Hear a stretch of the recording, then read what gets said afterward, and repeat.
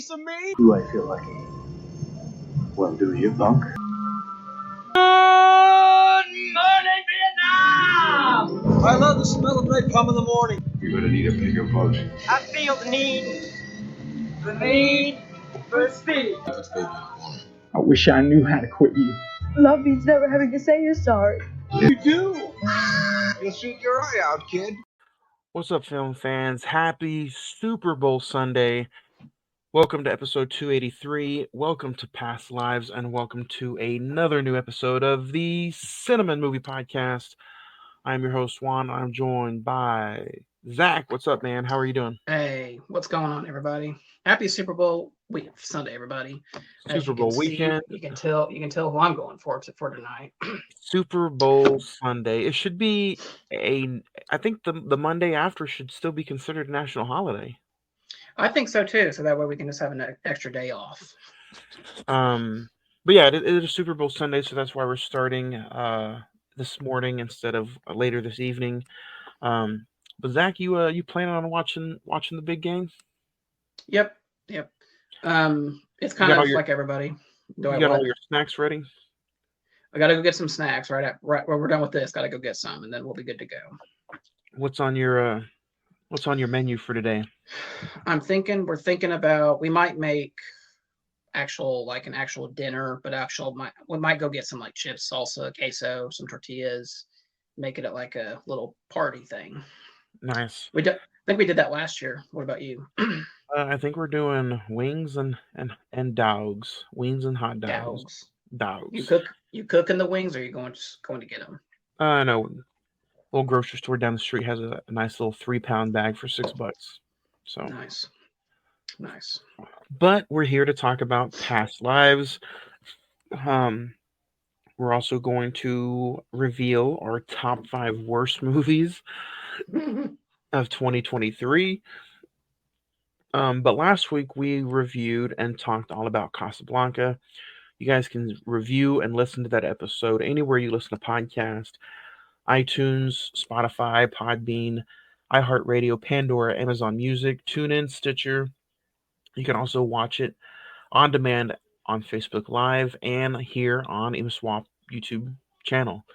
But if you want to follow us on the social, Zach, how do they get us on the social?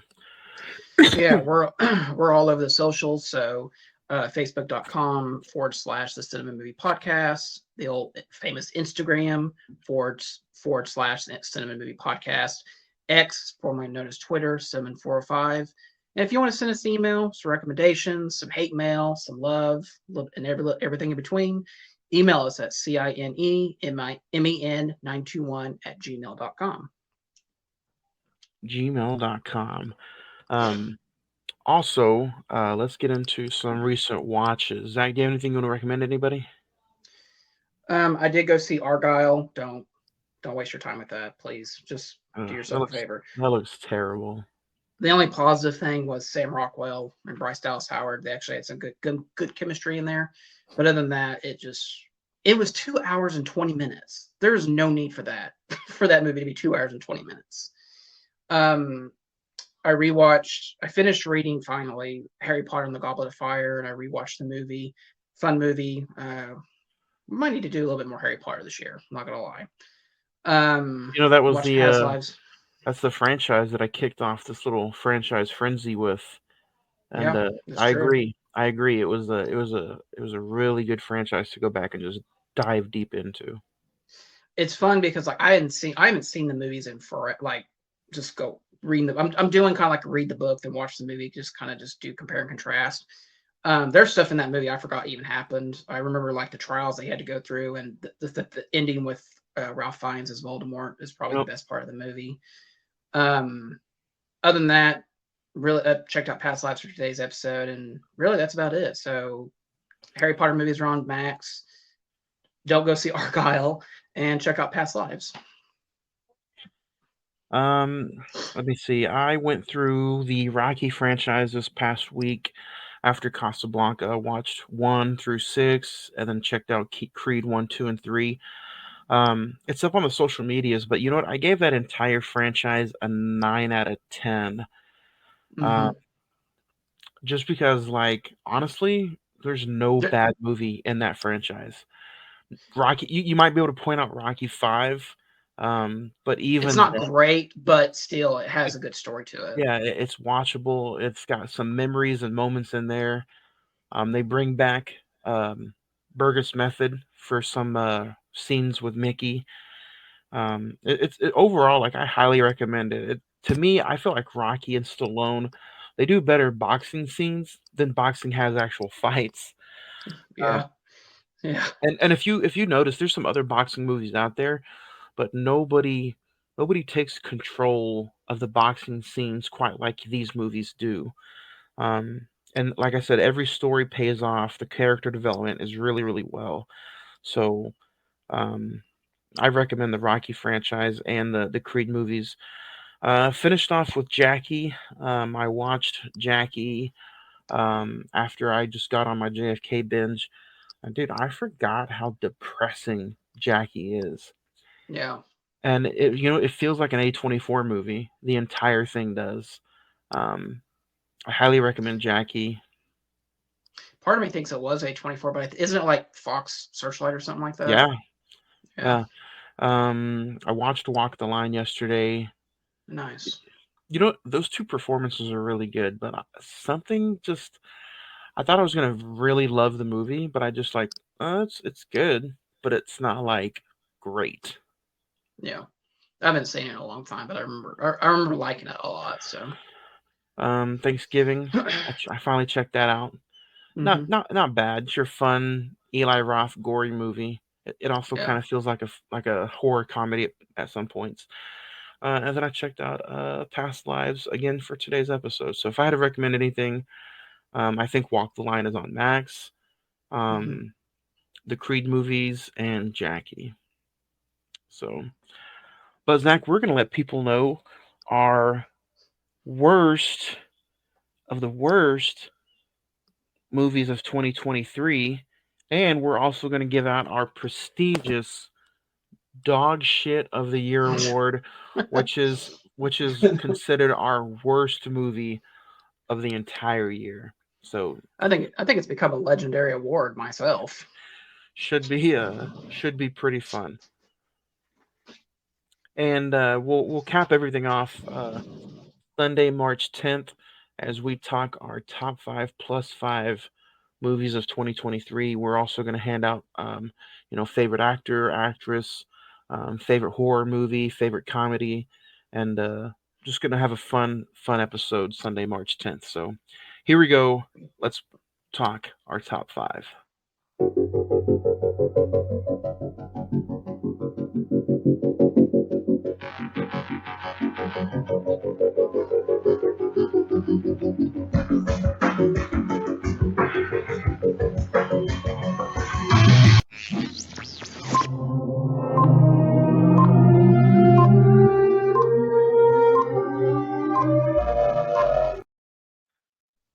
Zach, do you have any honorable Hmm. mentions? Yeah. So I for my honorable mentions, worst of the year, I got 65, which I thought was I expect a lot more from that. You're gonna hate me, dude. I don't care, but I'm just being honest right here. Megan, Cocaine Bear, and my official honorable mention, Insidious: The Red Door. Oof. Yeah. Um, my honorable mentions are going to be um, 80 for Brady, Oh God, you actually watched that? Quiz Lady, and my official honorable mention is going to be Weenie Pooh, Blood and Honey.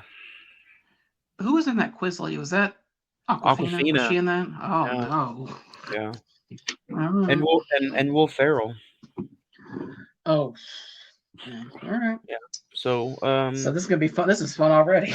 let's I'm su- let's I'm what's that? surprised the Winnie the Pooh movie wasn't in the top five. I'm gonna be honest. Was there just five more terrible movies? Yes. All right.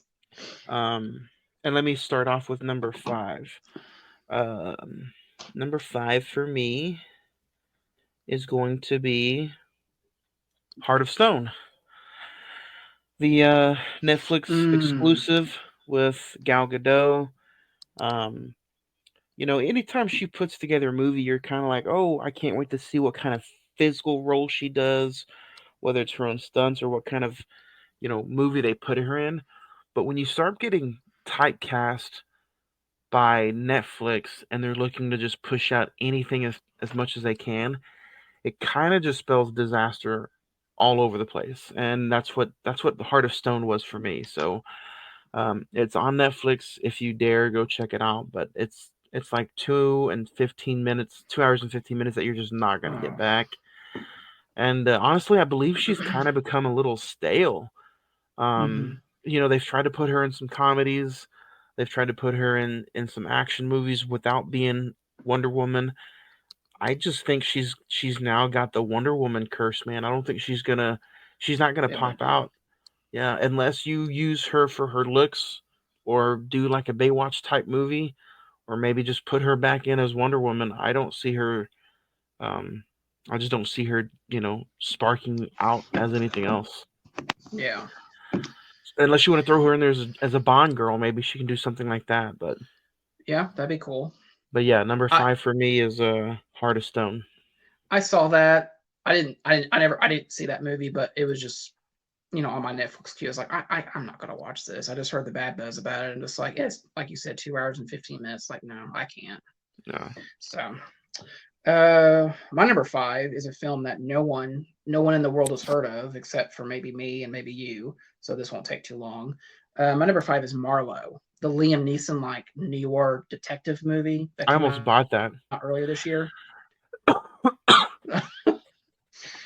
It's in the late 1930s Bay City. A brooding, down on his luck detective is hired to find the ex-lover of glamorous heiress.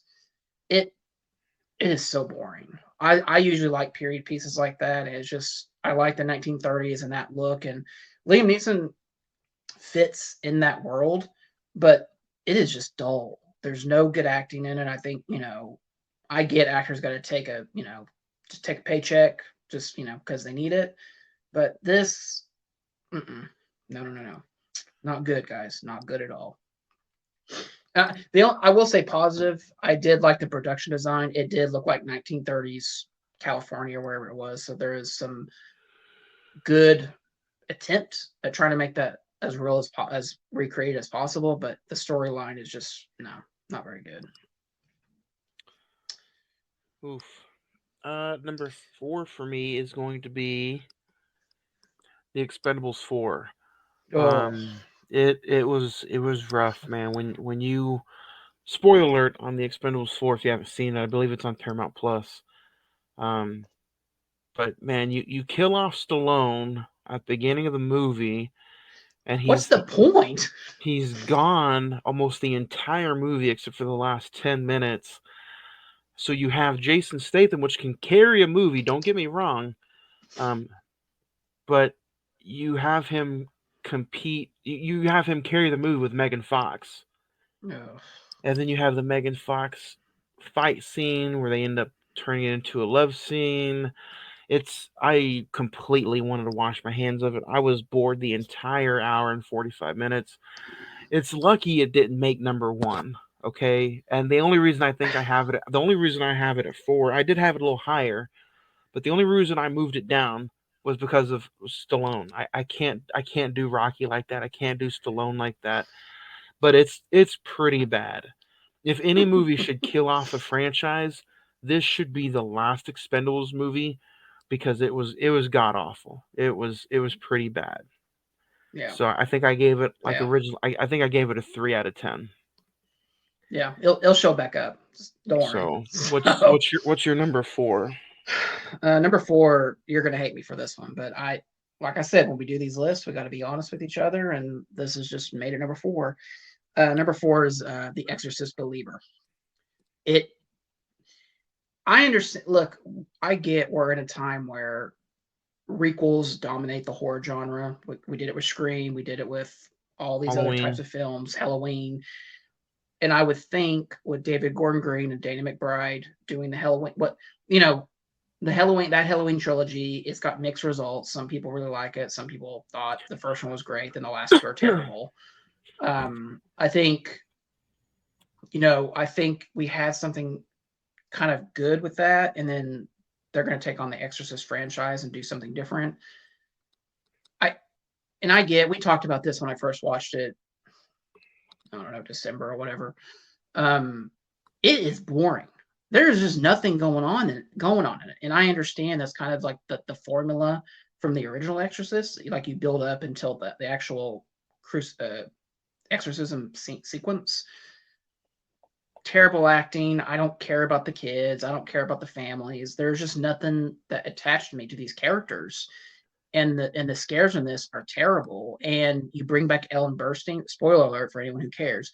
You bring back Ellen Burstyn so that she can get stabbed in the eyes, and then you have like a 5-second cameo with Reagan at the end of the movie, Linda Blair at the end of the movie. Like what? And it was so bad that I think, from what I understand, they're not even doing the next two films. I think David Gordon Green walked away from it, and I don't think Deceiver, which is the second film, and the third film are even going to happen now. That's how bad. Like you talk about how a film could end a whole franchise. That's how bad this was. So that's my number 4. My number 3 is going to be Five Nights at Freddy's. That's my number 3 too. So let's talk about it together. I completely was in for it, but then I was like, oh, I don't get it. I don't get it. It's streaming exclusively on Peacock and theaters. You go dig out Josh Hutcherson. You put Matthew Lillard in there probably for a little bit of a horror nostalgia. With Scooby-Doo, Scream, and 13 Ghosts. But like I was, my thumbs were in my hand. I was twiddling them the whole time. I wanted to play on my phone, but I didn't. And I get the concept. Believe me, it's a video game adapted into a movie, a horror movie. I get it. Yeah. But it's just, it's not done right. It's boring. If this is a generational type horror movie for kids who have played that game like 10 years ago, then this generation is doomed. Because if people find that entertaining and want to go check that out at the movies and call that a horror movie, then I should Abraham Lincoln myself. Because that's disturbing. But I'll just say to myself, I'll just say that I'm glad it was on Peacock and I didn't have to actually physically go to the theater and watch it.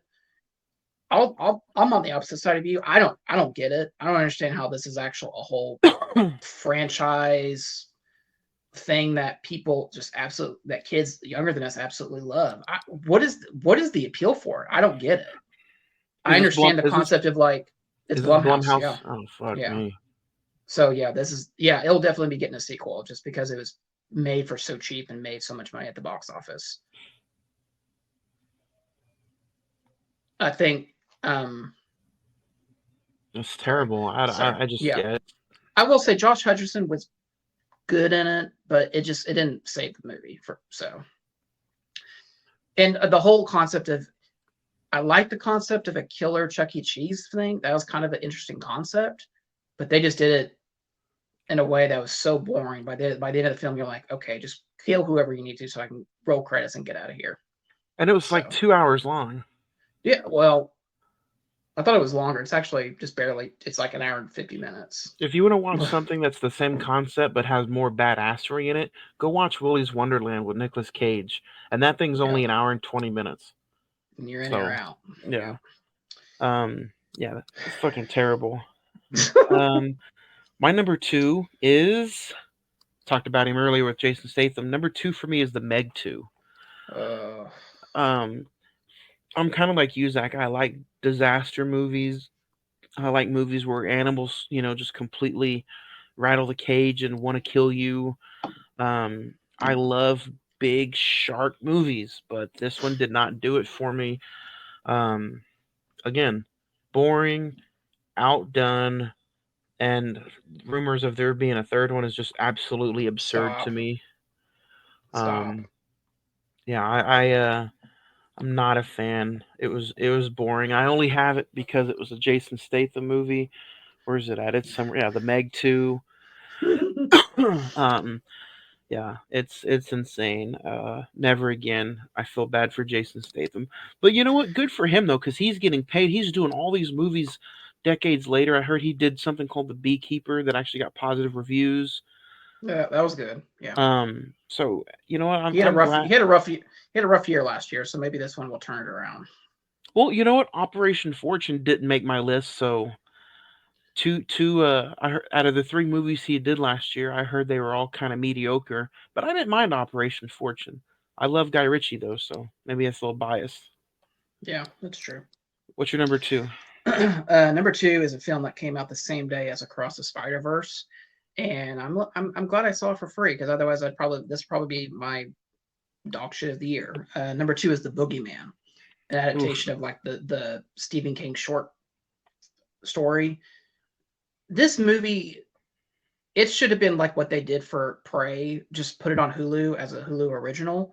It didn't need to be in the theater. It didn't have like no one in the movie is a well-known actor or actress. It was just slow, a buildup that was really leading up to a CGI creature that was in the dark and you couldn't hardly see what it was. Just bad, just real bad. Stephen King, I've just noticed, while he does have really good concepts, they're good for books. They're not really good for movies. The It movies obviously were probably the best ones. The Shining, obviously, but seven out of 8 times, they're not good movies. They don't translate well into that medium. And this was definitely one of them. So it just, yeah, adds to that pile. Number two, The Boogeyman. Wow, that's on Hulu now, and then I think that did get a physical media release. I almost bought it, but yeah, the asking price is still 19.99. No. What's your number one worst movie of 2023? My worst movie of 2023, and it gets the prestigious White Dog Shit of the Year award. You already mentioned it. Is The Exorcist, The Believer? Oh, wow. Yeah. Okay. Like That shocked me. everything you say about it, man, it's true. It's dull. It's boring. You don't care about any of the characters. Um, there's only probably one cool scene in it, but even then, it's just kind of dumbfounded about the whole movie. Um, you bring in the mom, which I don't think was needed. Obviously, she's got bad taste in her mouth. She made a book about her daughter's fucking freak accident. Um, yeah, there's nothing entertaining about this movie. Everything is just poorly done. I think Blumhouse is, they're not going anywhere because they make movies for $1 million and they turn around and get a 15, Yeah. 20, 30 million at the box office. But Danny McBride and Jason Blum should just stop doing what they're doing as far as requels go and sequels, and just do original content like you do. Like, stuff like The Black Phone, that's fine. That's good. But then you turn around and you put out some shit show like Five Nights at Freddy's or, The Exorcist, The Believer, and you're like, God damn, I wanted an Exorcist myself. Five Nights at Freddy's. It had a budget of $20 million. That movie made $300 million at the box office. So that's what I'm talking about. I can't believe you people out there went and paid to watch Five Nights at Freddy's when it was on Peacock. Yeah. Send some emails, send some messages, send something. Like, what is the why did that movie make so much money? Five Nights at Freddy's did not. Ugh.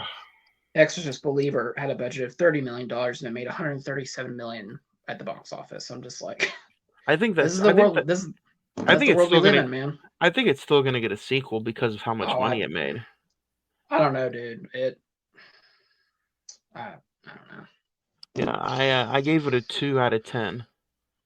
Yeah. I think the new Exorcist movie is complete trash. So that's my worst movie of the year so far. And the thing is, I think The Exorcist is not a proven franchise. Halloween is a proven franchise. Nightmare on Elm Street, Friday the 13th, even Texas Chainsaw Massacre.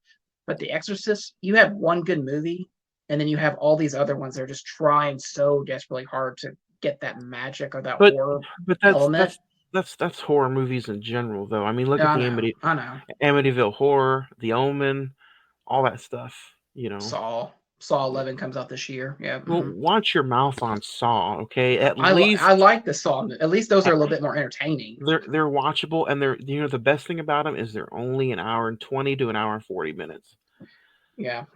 Exorcist was what, 2 hours and 10 minutes or something like that. It was garbage. Yep. So So going into mine, I actually have a number one and my dog shit. So my number one worst movie of 2023 was The Expendables, or Expendables 4, as you would say. Awful, dude. It took me. I'm not even joking. I think it took me 4 times to get through it. I'm not even joking. And if I was Stallone, you kill me off, I ain't coming back at the end. Now you kill me off, I'm done. And I'm sitting there watching it, a 2023 film, and I'm just like, why do the graphics look like a PlayStation 2 video game? Like, I'm not even joking. It was so bad. The attack where they're like in the desert, that'll look like something from like a Prince of Persia game from like 2002. I'm just like, what? These are the type of graphics we're putting into movies nowadays? And it was so bad. And Andy Garcia being the bag, just threw up in my mouth a little bit, to be honest. And then the only reason this is my dog shit of the year award is because I saw this in the theater. I saw it for free, and I still wanted a refund. My dog shit of the year for 2023 is The Meg 2, The Trench. Terrible. And I'll defend that first Meg movie because it got what it was. It was a B monster movie. That's all it was, and you had fun with it. Jason Statham kicked ass, and you saw giant shark eat people. That's all you need to see. You don't need to put horrible CGI dinosaurs. You don't need to have a whole backstory about him trying to save the world through a trench at the bottom of the ocean where you have horrible visual effects. And then the reason you go see it is for him to fight giant megalodons, and that's only 15 minutes of the 2-hour movie. Like,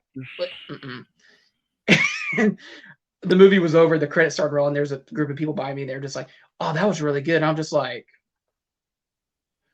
they said they like this better than the Haunted Mansion remake from this last year. I'm just like, I just had to get up and leave. I was like, I can't, because I will start cussing people out if I start talking to them. So it just, I'll be honest, dude. The movies that were rough, the movies that were bad, they were rough. They were really rough. I bet we could have probably talked another fucking. We could have added 5 more movies in there. Yeah, I mean, what were your honorable mentions? The Quiz Lady and 80 for Brady. 80 for Brady was on my watch list for a long time. I was like, I'm not doing this to myself. Never And mind. I like football movies. I really do. And I like Sally Field. I like them old bitches. But I just I didn't could like not. him in it. No, I could not like him in this. Yeah. So you want to move on and do a little something positive? Talk about an actual good movie. Let's talk about a good movie. Today we're talking about Past Lives, guys. It is one of the latest movies from A24, but it also is nominated for Best Picture this year. So we're keeping the theme of at least talking about some of the Best Picture movies that we have seen. Currently on IMDb, it has a 7.9, 96% on Rotten Tomatoes. Metascore is at 94%. With a release date of June 2nd, 2023, its budget was $12 million, and it grossed a little over $23 million at the box office. Nora and Hae Sung, 2 deeply connected childhood friends, are wrestled apart after Nora's family immigrates from South Korea to Canada. 20 years later, they are reunited for one faithful week as they confront notations of love and destiny. Starring Greta Lee, Tu Yu, John Magaro, and directed by Celine Song. This is streaming on Showtime anytime. You can rent it on Prime Video for $3.99. or if you guys still do physical media, I believe you can still find this at like Walmart for $14.99 on Blu-ray. Um, so Zach, do you remember? This is your first time watching it, or have you seen it before? I saw it before. I think I saw it, I don't know, November, December when you got it on, put it on the Vudu. I really, really liked it the first time. I liked the, we'll get into it. The second time though, it was kind of a challenge to watch. Not so much the storyline, but just more of the pacing. I just felt the pacing of it this time. So Yeah. what about you? Same. Honestly, it's an hour and 45 minutes. I really liked it the first time. I was like, man, one of the best movies of the year. 10 out of 10, no doubt. This time I kind of felt the same way you did. Almost honestly the same way. Um, don't get me wrong, there were still great scenes between the two. The cinematography is out of this world. Um, Mm-hmm. Good chemistry, good acting, but it doesn't save the fact that there are some pacing issues. Yeah. And for it being an hour and 45 minutes, you would think, oh, you're in and you're out. You know, if it's that good of a movie, it holds you and connects you. But it lost me a lot. But that's jumping ahead. Um, but let's talk about it. You know, they meet in Korea. I really like how the movie opens, where an American couple sounds like is judging Mm-hmm. at one of the scenes from the bar, where you have um, You have we Nora, you have High Song, and Arthur. They're just sitting at the bar, and you have, like you said, an American.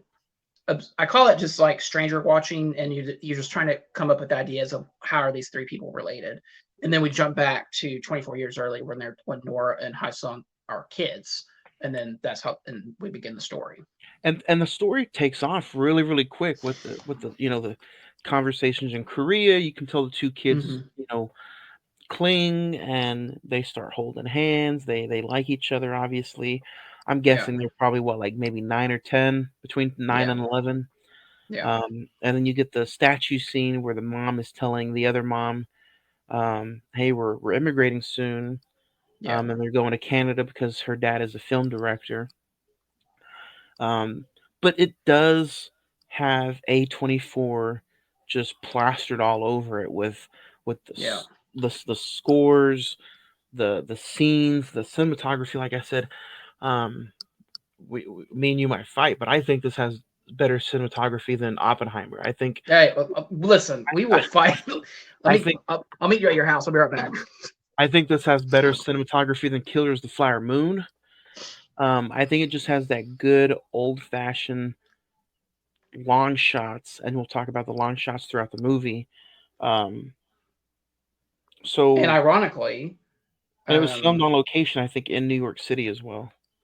yeah, and ironically, all those movies that you mentioned, they're all nominated. They're Oppenheimer, Poor Things, Maestro, Killers of the Flower Moon, and El Conde are nominated for cinematography, but this is not.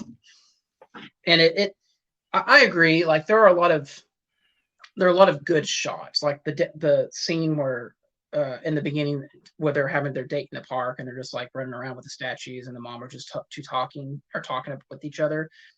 I like how the cinematographer does a very good job of just placing the camera somewhere and letting the scene play out. I think that's one of the biggest positives about this movie. Later on, jumping ahead of when they're grown and they are at Nora and Hai Sung are at like a pier and there's a merry-go-round in the background. Yeah. I that that to me is like what makes a good movie good, because it's almost like it's the metaphor of they're talking about their lives, but they're also you have the metaphor in the merry-go-round in the background, and they're just going around the same motions every time that they're with each other. And I think that's just like perfect symbolism for that.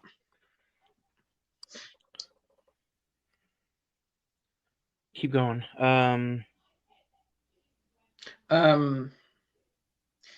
what would you when they started when they did the immigrating and like the last shot of them as when they're kids together, the two pass in the street. Nora goes up the steps and Hai Sung just goes down the street. That's also a great symbolism of like now they're going on two different paths, and whether or not they are going to intersect again in their lives is kind of like what the rest of the movie is about. And also, like, I mean, you start watching their young individual lives when they're in college and they start doing Hmm. the FaceTiming. When they start doing the FaceTiming and the video chats, to me, Hmm. that's when the pacing issue started for me. Oh, see, I had the opposite. Like when they did, like the first time when I watched this the first time, the FaceTiming and like the reconnecting through Skype calls, that was the best part of the movie for me because like you can, it's one of those situations where you kind of can relate, whether it's someone from your past or someone that you kind of had a crush on, and you finally get to reconnect. Um, you have those feelings of like, wow, I haven't seen you in forever. You've changed. It's kind of like um the old memories start kicking in. It's just like I can relate to that, and so I enjoy that.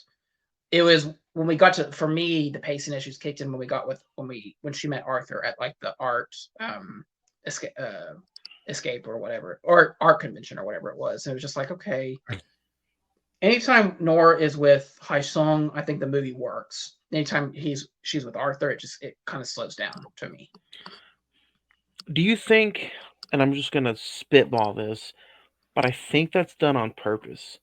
I think they put those two in those kind of situations so you can maybe feel, oh, They Sung belong and together. yeah, and Sung and Noah Yeah, belong together.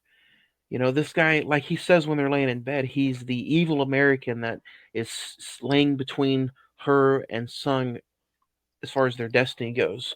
So I think, yeah, and to me, the movie really kicks off when they finally reconnect in person again. It's 54 minutes. That's an hour into the movie. yeah. And you So, have only 45 minutes left. yeah, so to me that's why I'm pacing because okay, yeah, the acting is good when they're doing the Skype video or whatever, but you know, the acting really goes up a notch when they finally meet together in their Hmm. adult lives after 24 years. Um, Once they meet at that 55-minute mark, to me the rest of the movie just flies by. Um, and it is a little cringe. Like I said, it's a little cringy when Arthur and his wife, uh, Nora, are hanging out, talking, having that conversation, because it just Hmm. feels the subject matter that they talk about sometimes just feels awkward. Like when they're both getting ready for the day in the bathroom, whether it's getting ready for nighttime, I don't know. And he's like, you know, are you attracted to him? There's that awkwardness of should she tell him the truth? Should she Yeah, lie to him? But she yeah, spits it out at him and she covers it up smoothly. I think that conversation went smoothly. If that was a real life conversation that I was involved in, I would be like, okay, she wasn't lying, but yet it was awkward. yeah, yeah. Um, the thematic material in the movie when she's talking to Arthur about the Yin Yun, which is essentially a Korean word for fate. Um, I really enjoy that aspect because it cuts back between Nora and Arthur and Hun Sung doing his thing where he has to enroll in the Korean army because that's just something that they have to do at a certain age. But then his friends are giving him crap because, oh, so you're going to New York because you want to go see Nora. It's just like, no. But that's obviously that's something that as guys we don't want to admit that we want to go see someone that we're trying to win back.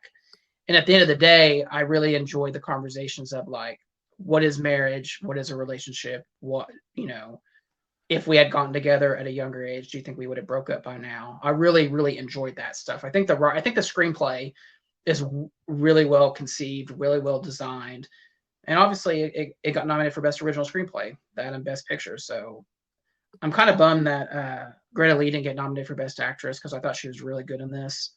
Um, the acting's really good.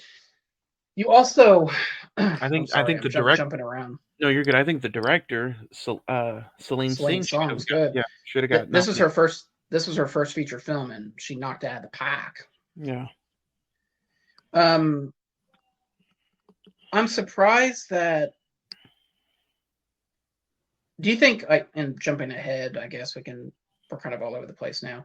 Do you think that they would have? Do you think going into the movie that they were going to get back together, or do you think that it was already set in stone of this was her life and she wasn't going to change it just because he came back into the picture. When I first watched it, I thought they were going to end up together. Um, and then watching it the second time, obviously knowing the ending, I was like, when she tells him when they're video chatting that she immigrated from Canada to New York and it was hard, and she now has this thing that she really wants to do, and she has these Mm-hmm. goals, and she said she's not coming back, not even to visit. That kind of gives you the hint, like, wow, she's staying true to it. And then they kind of end things there, and then it doesn't mention that they talk again for a few more years, probably. Yeah, I think there's like a 2 year. There's 12 years when they first got from the kids to the time they do the Skype calls, and then another 12 years after they break that off and they actually meet in New York again. Yeah. So it's it seems longer than that, but I guess it's like what, 2 years essentially. It probably just seems longer than that because she found Arthur and she got married. Mm-hmm.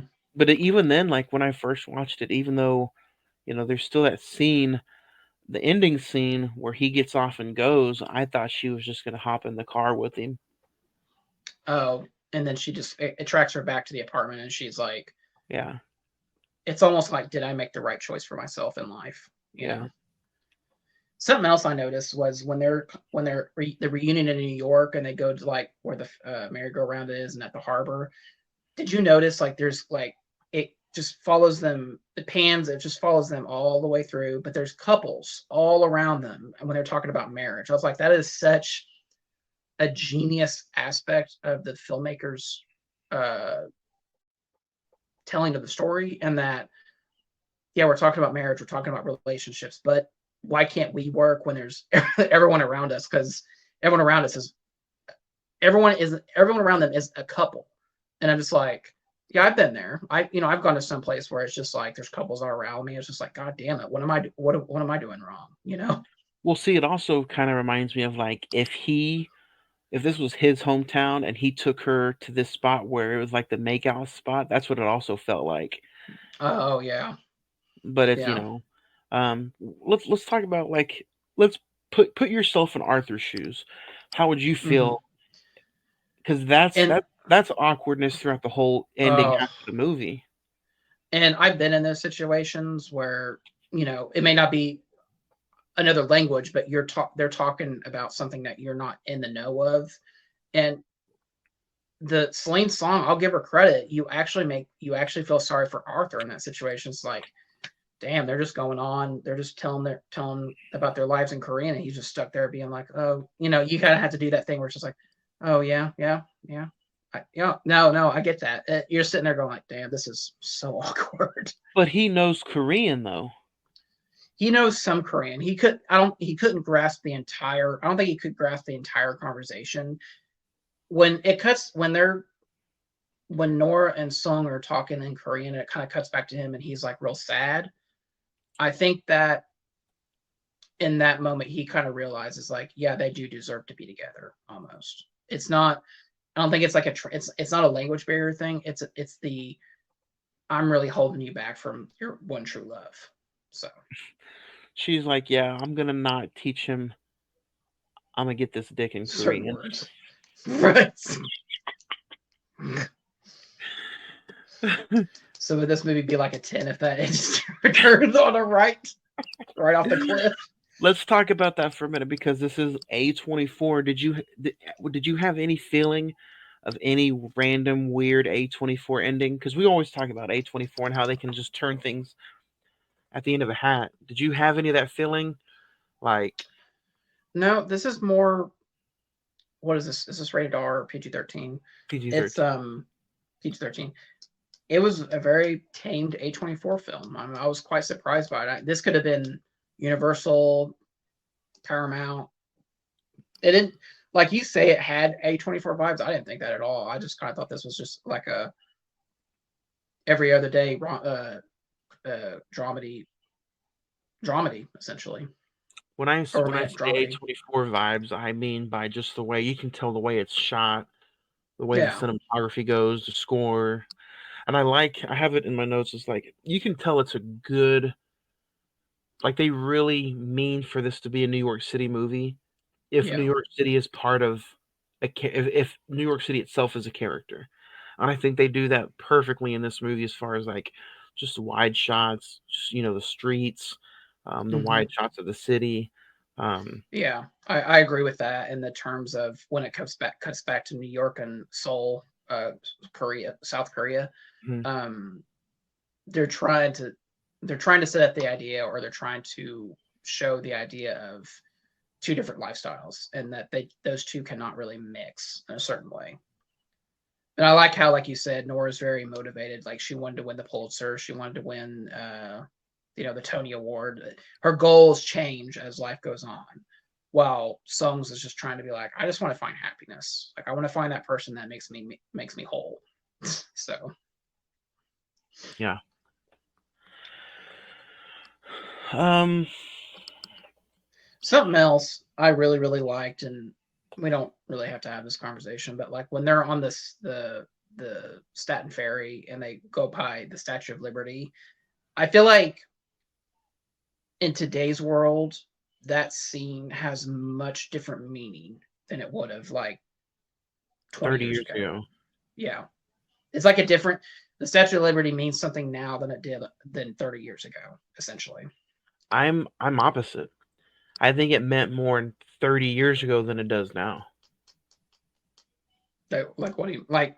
I'm just talking about just the meaning of what does the Statue of Liberty mean now to America? It's But what do you think? changed. What do you think it means?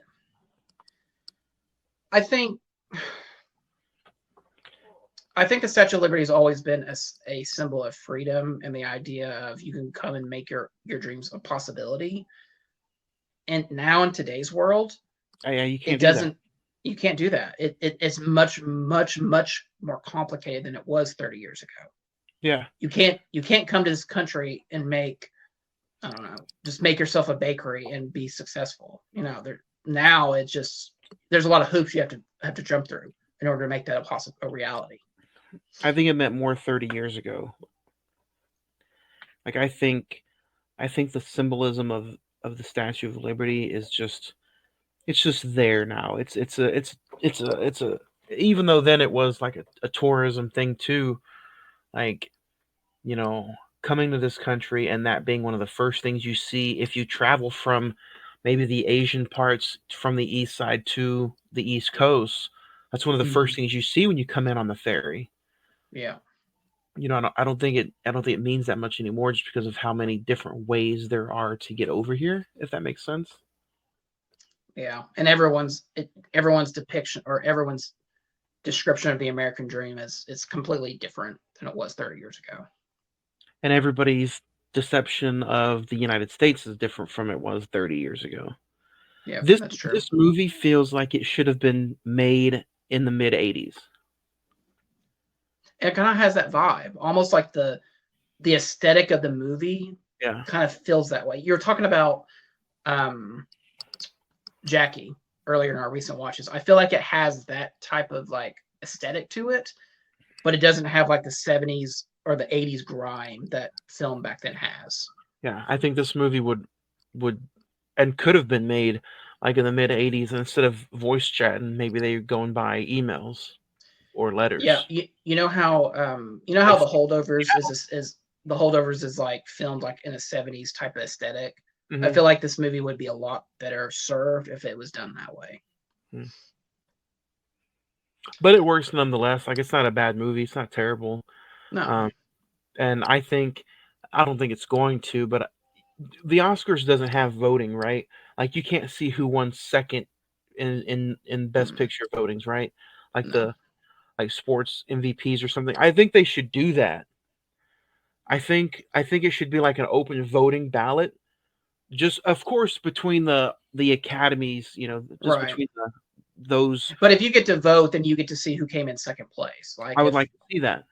if Oppenheimer won Best Picture, then what was the percentage compared to Killers of the Flower Moon and Past Lives? Like where were Yeah, they? I wish they would release that. Spectrum?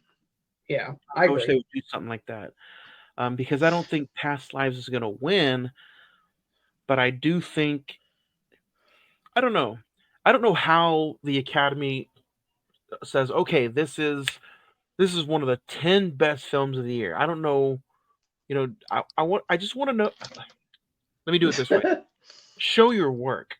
I want Yeah, to I see agree. how it got there.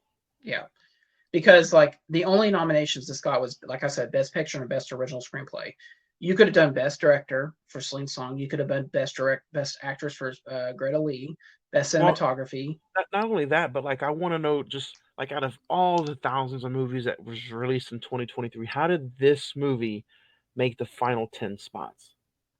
Yeah, I agree. How And did while this you have how other did, films like how did this outdo Creed 3? yeah, I just want to know the work. what's the math? Yeah, Yeah. you have your answer, but how'd you come to that answer? Yeah. Yeah, I get you. So, do you have any final thoughts on the movie? Like, did you like how the movie kind of ended? How it was kind of a tracking shot of them going to the cab, and then it follows her all the way back to the apartment. Yeah, I think that was one single shot too. I don't think there was any cuts in between from the moment the cab left, and she just walked all the way back to her husband. Um, it almost felt like it was her final walk. It Yeah, almost felt like her.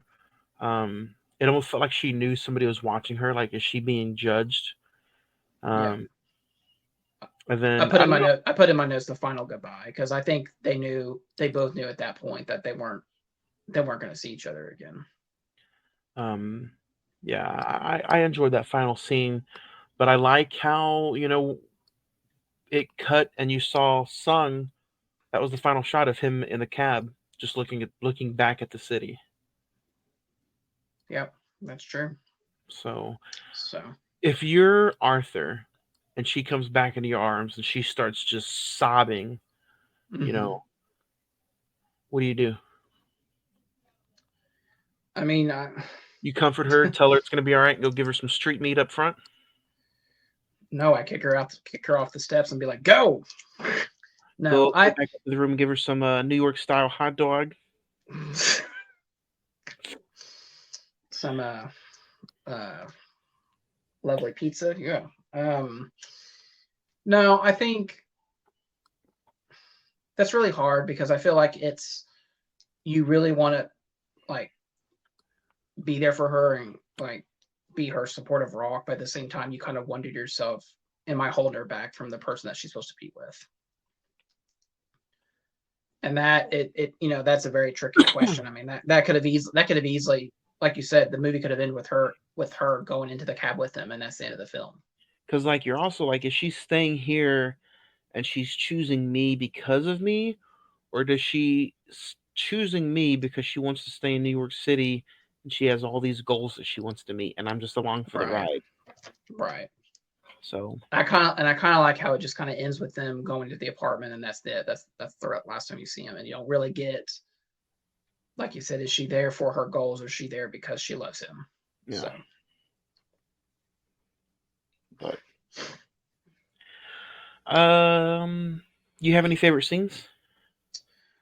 favorite scenes. I know you kind of didn't like them, but like the Skype calls, the reconnecting of them, just doing the Skype calls, I really enjoyed that because I've done that with, you know, just different people I've known in my life, and it's you kind of get butterflies and excitement to see them on the phone call, even though you're kind of just nervous to be like, what if this is going to be a complete disaster? And the merry-go-round metaphor when they're just sitting there talking about life and fate, and it's just they're kind of going through this whole circle all over again. So, what about you? Um, Probably one of my favorite scenes is going to be where they're at the bar and the husband Arthur is probably like the third wheel, obviously, Yeah. and they're talking about Korea work, military, and the overtime, and they're like, you could work 60 hours and there's no overtime in Korea. Mm, It kind of makes you think and wonder, like, hey, I'm sure that's real too. I don't think the director would just throw that in there, not knowing that that's not real. right. Um, so the deep conversations like that, in the opposite of you again, I like the awkwardness whenever Arthur is in the scenes.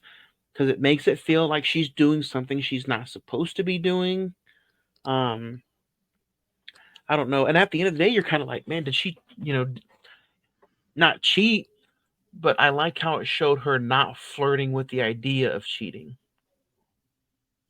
Yeah, because at the end, right before he gets in the cab, there's that that long pause of like, are they gonna kiss? Like, are Yeah. they just like she's like you said, just is she gonna throw away her marriage just to be with Yeah. him at the end? And, they could have held hands. She could have pushed something off, but she didn't. Yeah, Um, I don't like how it took 54 minutes though for the adult versions of each other to meet. So that first meeting between the two was a good scene. Um, and then I like the conversations with Arthur and Nora in the bedroom, in the bathroom, and then when he starts talking to her about like hot wings and shit, like what is chicken wings. I thought those are fun conversations, and you can yeah, tell those you can tell that those are some good acting scenes. yeah. Um, we've seen a lot of movies, man, of 2023. It's going to be interesting to see where this one ranks exactly 1 month from today, Sunday, March 10th, 11 a.m. We're talking our top 5 plus 5 movies of 2023. It's going to be interesting to see if this one is involved. Zach, what's your star rating for Past Lives?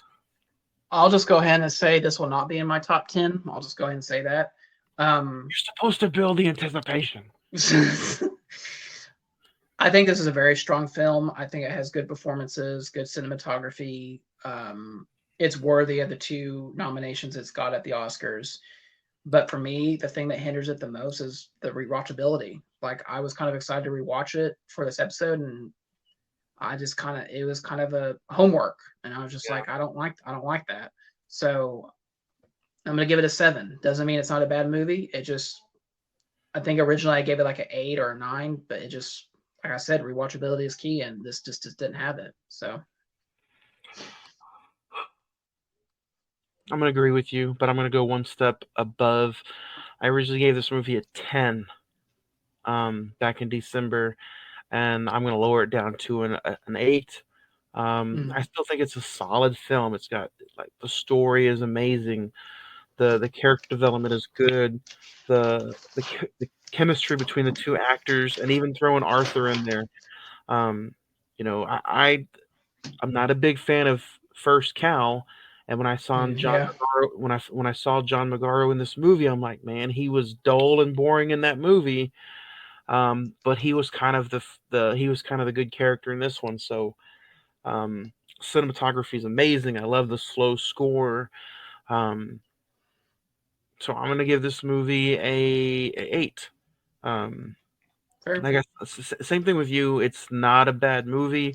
It was terrific the first time, but I just don't agree with the rewatchability. I was kind of, twiddling my thumbs certain scenes, and yeah. So an 8 for me, but a disappointing 8. Yeah, it's a disappointing 7 as well, because I wanted this to still have like the memories of the first time around. Yeah, So this is the third. We talked about Barbie. We talked about Oppenheimer. We talked about Past Lives. We're talking Killers of the Flower Moon in 2 weeks, and then The Holdovers in 4 weeks or 3 weeks. 3 weeks. So yeah, so we've done about half of the movies at least for Best Picture. Yeah. So next week is The Creator, Sunday, March 18th. Sunday, February 25th is Killers of the Flower Moon. And then Sunday, March the 3rd is The Holdovers. So, Yeah. next week, you excited about The Creator? I kind of was twiddling my thumbs in the very first watch of this movie. Have you rewatched it since? No, I'm gonna be honest. I'm dreading this rewatch because I'll talk about it on the show. So I need to rewatch it, but I'm just dreading the rewatch. We'll get into it. It should be still a fun episode, fun conversation, because it's just kind of a original creative idea. It's from the director of Rogue One. You have John David Washington in there, so some of the movies he's done so far, he has not disappointed. So we'll talk about it next week, next Sunday, February 18th, 6 p.m. New episode, Cine-men Movie Podcast. Any final nails in the coffin of Past Lives before we get out of here? If you're a film nerd like us, definitely go check it out before the Oscars. Make your own opinions about it and see where you think it lands in the Best Picture conversation. Before we get out of here, I do want to send our thoughts and prayers to the family of Toby Keith, who passed away last week. It's one of those things where obviously I knew he was sick, and he did not look good the last couple months, last year. It's just one of those things that you grew up listening to him on the radio, when you find out that he passed, is like, it just doesn't make sense, honestly. But I'm sure he struggled the last year of his life, and I have fond memories of listening to Toby Keith in the car on the radio. So just wanted to shout out and give my condolences to his family. We're not going to end on a sad note. We are ending. Super Bowl is in just a few hours. I'm predicting low scoring game. Chiefs 23, 49ers 16. Yeah, I agree. Chiefs, I'll go a little lower. I'll go 17-9. So I think it'll be a fun game. Anything you're looking forward to during the Super Bowl and not the game? Are you looking forward to Usher's halftime performance? Movie trailer? I'm looking forward to the trailer of Twisters, which we're supposed to get tonight. We're supposed to get the trailer to Deadpool 3, and other things. So I'm excited to see what we're gonna get. Are you bummed out that they don't do the full trailer anymore? They just do like a 15 seconds and then say, go check the trailer out online. If I have to go on YouTube and watch it, I'll send my ass over to YouTube. So yeah, Super Bowl's tonight. Should be a fun game. Everybody enjoy the Super Bowl. Be safe, and we'll listen, and we'll join you next week. New episode of the Cinema Movie Podcast. We review The Creator, which is streaming now on Hulu. So we'll see everybody next week. Enjoy the Super Bowl. Go Chiefs.